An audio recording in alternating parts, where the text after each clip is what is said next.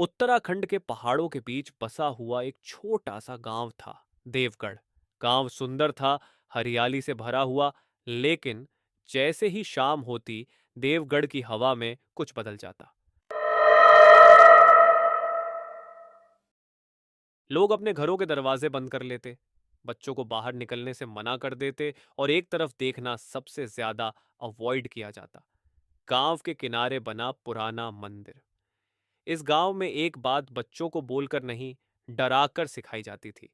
सूरज डूबने के बाद अगर मंदिर से घंटी की आवाज आए, तो ना दरवाजा खोलना ना खिड़की।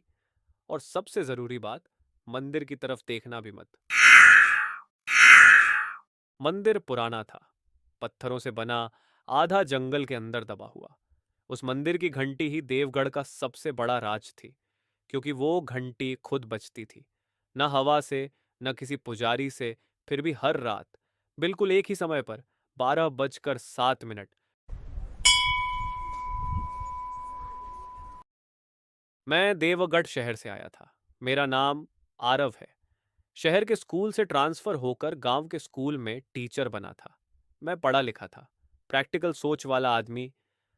भूत प्रेत आत्मा, ये सब मुझे बचकानी बातें लगती थीं। गांव वालों की अजीब आदतें मुझे शुरू से ही अजीब लगी। शाम होते ही सन्नाटा, रात को कोई बाहर नहीं निकलता। जब मैंने पूछा तो सब बस इतना कहते, बस आदत है साहब।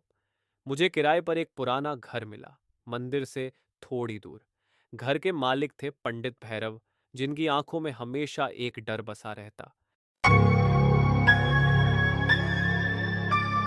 पहली रात, जब मैं सोने जा रहा था, बाहर बिल्कुल शांति थी। पहाड़ों की हवा, ठंडी रात। तभी अचानक मेरी आंख खुल गई। फिर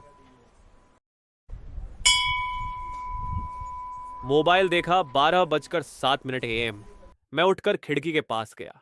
मंदिर साफ दिख रहा था, चांदनी रात में उसका कलश चमक रहा था, लेकिन घंटी के पास कोई नहीं था।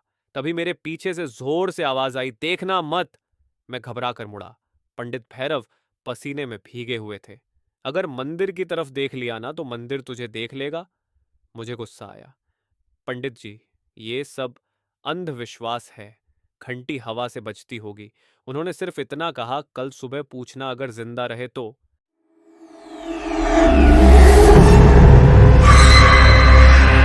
अगली सुबह गांव में एक खबर फैल चुकी थी। राघव काका मर गए थे। रात तक बिल्कुल ठीक थे। सुबह उनका शरीर मंदिर की सीढ़ियों के पास मिला। आंखें खुली हुई, जैसे कुछ देखकर जम गई हों। गांव वालों के लिए यह नई बात नहीं थी, मेरे लिए थी।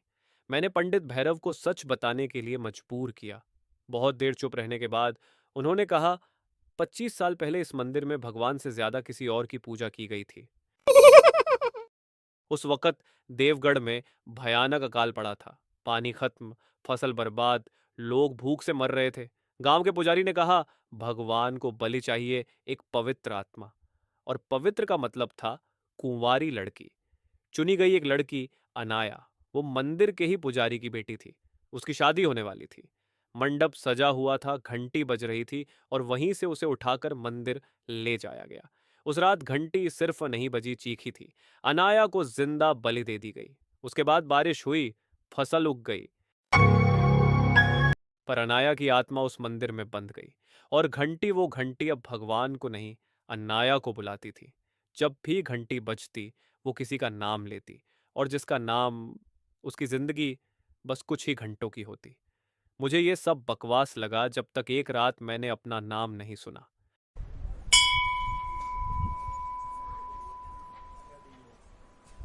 और फिर बिल्कुल मेरे कान के पास एक ठंडी आवाज आई, आरव।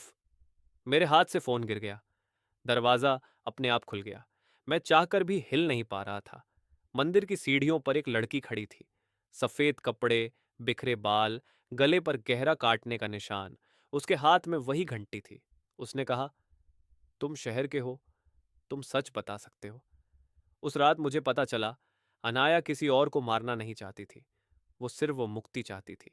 गांव वालों ने उसे भगवान के नाम पर मार दिया, और फिर अपनी जिंदगी बचाने के लिए उसी को श्राप बना दिया।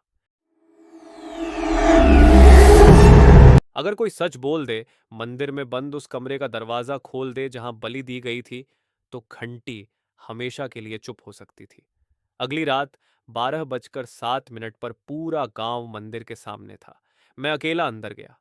जब घंटी बजने वाली थी, मैंने पूरी ताकत से सच चिल्ला दिया।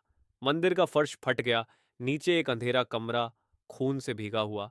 घंटी जोर से बजी और फिर शांत। सुबह मंदिर वहीं था, लेकिन घंटी गायब थी। गांव बच गया। मैं देवगढ़ छोड़कर चला आया, पर आज भी जब रात के 12:07 बजते हैं, कभी कभी मेरे कान में हल्की सी आवाज आती है।